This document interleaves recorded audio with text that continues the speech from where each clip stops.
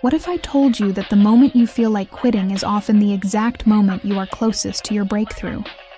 What if I told you that the voices telling you to stop, the ones outside you and the ones inside you, are not the truth, but the test? You might say, "No, I've tried too many times. I've failed too many times. My strength is gone, my heart is empty, and I have nothing left to give." But I would tell you this: your failure is not proof that you should quit. It is proof that you are being refined. Your exhaustion is not proof you are done. It is proof you are on the edge of transformation. The world does not test the weak. It only pushes hard against those it knows can rise if they refuse to surrender. There was once a man named Darius who carried dreams too heavy for his time. From boyhood, he told himself he would rise beyond the dust of his town and carve a future worth remembering. But when he began to climb, life shoved him down. His first attempt at building collapsed in humiliation. His second ended in debt he thought he'd never escape. His third was sabotaged by betrayal from a man he had called brother. And one night, when he could not bear another defeat, he whispered into the silence, "Why? Why give me dreams only to drown them? Why give me fire only to smother it? Why give me hunger only to starve me? If I am not meant to rise, why curse me with this endless desire?"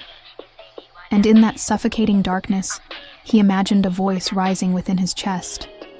It was not gentle, it was fierce, like iron striking stone. Because desire was not placed in you to tease you. It was placed in you to test you.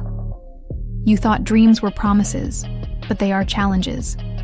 You thought fire was for comfort, but it is for refinement. You keep asking why you fall, but falling is the training ground. You want greatness without scars, but no crown has ever rested on a head that has not bled. Do you not see? Every failure is not proof you should quit. It is proof you are close. The test is whether you will stop. Darius clenched his fists, trembling, and whispered back, "But how many more times must I rise? How many more scars must I carry? How much longer must I fight before I can finally stand?" And the voice thundered, "As long as it takes, until your fear of breaking dies, until your will is stronger than your weakness, until nothing, not betrayal, not despair, not the laughter of enemies, can strip you of your persistence. The crown does not belong to those who try. It belongs to those who never quit." From that night, Darius stopped looking for the easy road.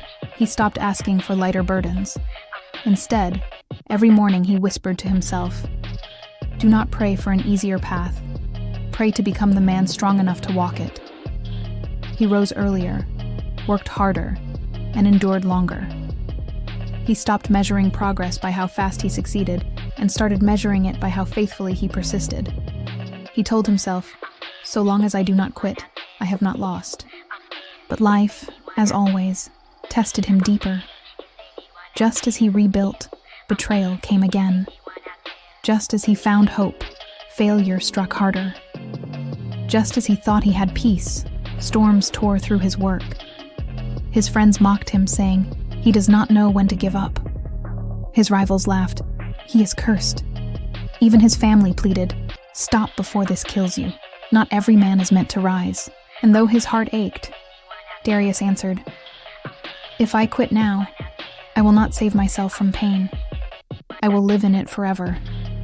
Better to die climbing than to rot at the bottom, pretending I never wanted the summit." Years passed, and persistence became progress. The man who had once been mocked as cursed began to be respected. The name that once drew laughter began to carry weight. Yet destiny never leaves steel half-forged. When Darius finally built something strong, fire consumed it in one night. He stood before the ashes, smoke curling into the sky, and his knees buckled. Neighbors whispered, "This is his end." Enemies laughed, "We told you he would never last." Even his allies walked away, but in that moment, Darius lifted his head, His voice cracked but blazing, and declared, "You can burn my work, but you cannot burn my will. You can strip me of all I own, but you cannot strip me of persistence. You can crush me 1,000 times, but I will rise 1,001. If you wish to destroy me, quitting will not be the reason. It will never be the reason." Those words, though no one else heard them, lit a fire inside him that no storm could extinguish. From then on, he rebuilt again and again. Each failure became a stone in his foundation. Each betrayal became a lesson in wisdom. Each scar became a mark of his resilience. And slowly, the man who had been mocked for refusing to quit became the man whose refusal to quit built an empire. When broken men came to him saying, "I cannot go on. I have failed too much. I am finished," he told them the truth. You are not finished until you quit. Failure is not your end. It is your beginning. Every scar you carry is not proof you cannot rise. It is proof you already have. Every time you want to quit, remember this. That is the exact moment destiny is watching to see if you are worthy. Do not surrender. Do not stop. The difference between the forgotten and the remembered is not talent, not luck, not privilege. It is persistence. By the end of his life, Darius was remembered not as the man who never fell, but as the man who never surrendered. His scars became his crown. His persistence became his throne. His life became proof that destiny does not belong to those who start. It belongs to those who refuse to stop. And in his final days, when asked the greatest lesson of his life, he smiled and said, "The world broke me 1,000 times, but I rose 1,001. I was not the smartest, not the fastest, not the most talented. I was simply the one who did not quit. That is why I stand." So what if I told you that quitting is the only real failure? What if I told you that the world is not waiting for your perfection, but for your persistence? What if I told you that your crown is not won in moments of ease, but in the countless moments you refuse to give up? One day, you will look back and realize that everything you became was not because you were flawless, but because you were relentless. And when you rise, you will whisper with pride, "They expected me to quit, but I chose to stand."